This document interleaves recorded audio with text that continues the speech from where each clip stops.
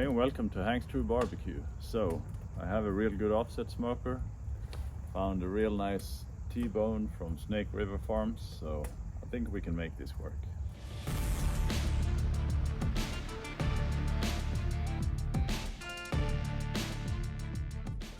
Now, T-bone is a real classic steak, good fun to cook, really like visually impressive and very tasty. So that's what we're going to cook in the offset today.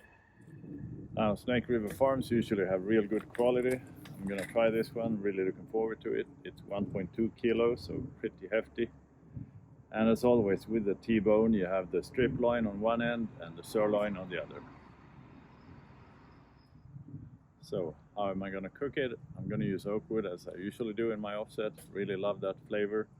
Just gonna get the beef in there, smoke it, do a traditional reverse sear. Now, because we have higher airflow in an offset than a kettle or similar, I'm going to place it with the bone towards the fire. But first, let's get this grill fired up and get it up to our cooking temp, which today is going to be 120 Celsius, roughly 250, 255 Fahrenheit. I think that's really good. I'm guessing 1 hour cook shouldn't take that long. Then if I don't like the surface area, I'm going to give it a quick sear at the end over hot fire, just to touch it up a bit, make it look better, but also add that extra flavor that the Maillard reaction brings.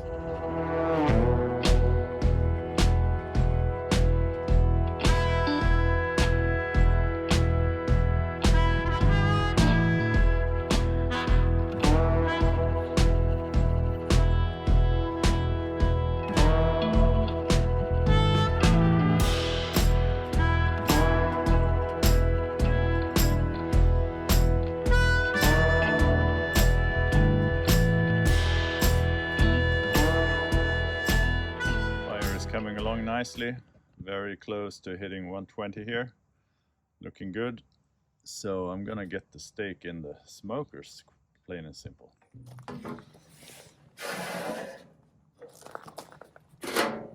Oh man, that's a pretty good looking steak, isn't it? All right, let's get it in there, get some of that royal oak smoke treatment. That's looking good.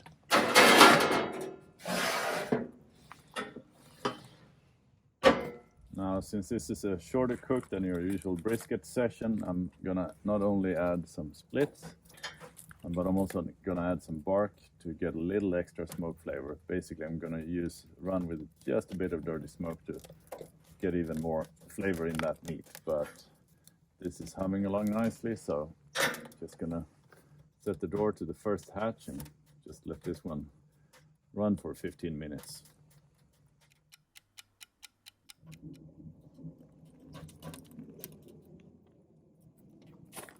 This is a nice easy cook, just have to put a split in every now and then.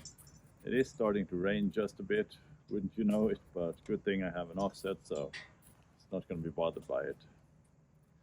Alright, I think we have another 30 minutes to go, so I'll check back in a while.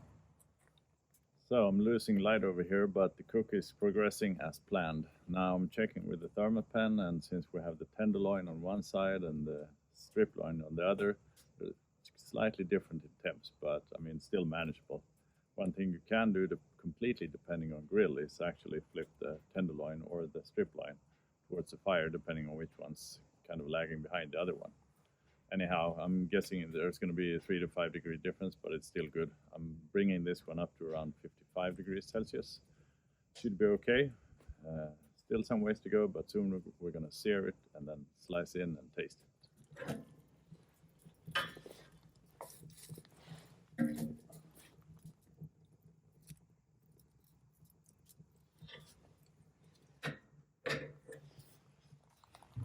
Let's do a quick temp check, see where we're at.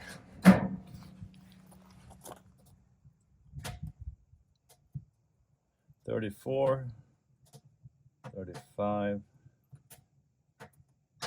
$36 actually. Well, give it a bit more time.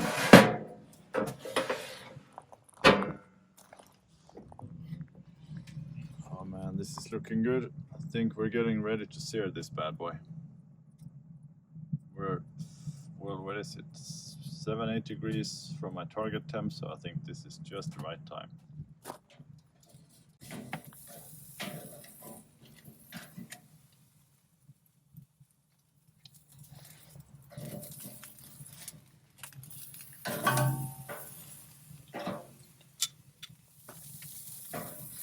to flip it a few times because that grease catches fire real quick. But love hearing that sizzle, and the smell is amazing. So this is going to be real good eating. All right, this is looking good, and it's getting dark outside. Time to bring this in. So this turned out pretty all right, I would say. Really nice looking color. Nice charring here also, and the fat's rendered some of it. It's going to be really interesting to taste this. Now, as I said, we have the tenderloin and the strip on the other side, so slightly different cuts, but anyhow, time to dig in. I'm going to slice this up a little bit. Just follow the bone here.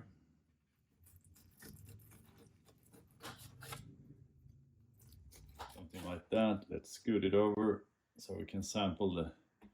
Gonna get some béarnaise sauce, add some lettuce, because I ain't gonna complicate this cook. I mean, I'm gonna let the T-bone be the star of the show here. So this is gonna be a sharing platter, that's for sure.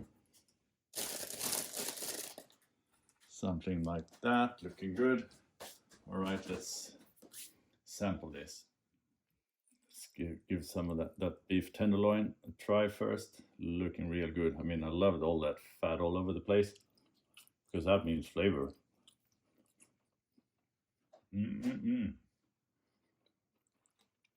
Oh man, this is good. Let's check out the strip line. Looking pretty good. Real juicy.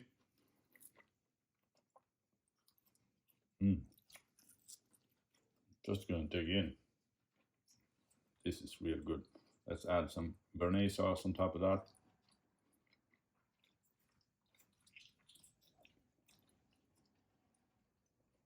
Oh yeah. I think we hit the sweet spot with this one. All right, so this was an easy cook, but real tasty. And actually, when cooking a T-bone like this, I think it's easier to get a really big one like this, really thick, because it's going to be more, it's going to be easier to get it even in temps all the way through. So I highly recommend it. The nice thing is you can put this on a sharing platter right in the middle of the table. Really nice social event also. Anyhow, hope you enjoyed watching. I'll see you guys next episode.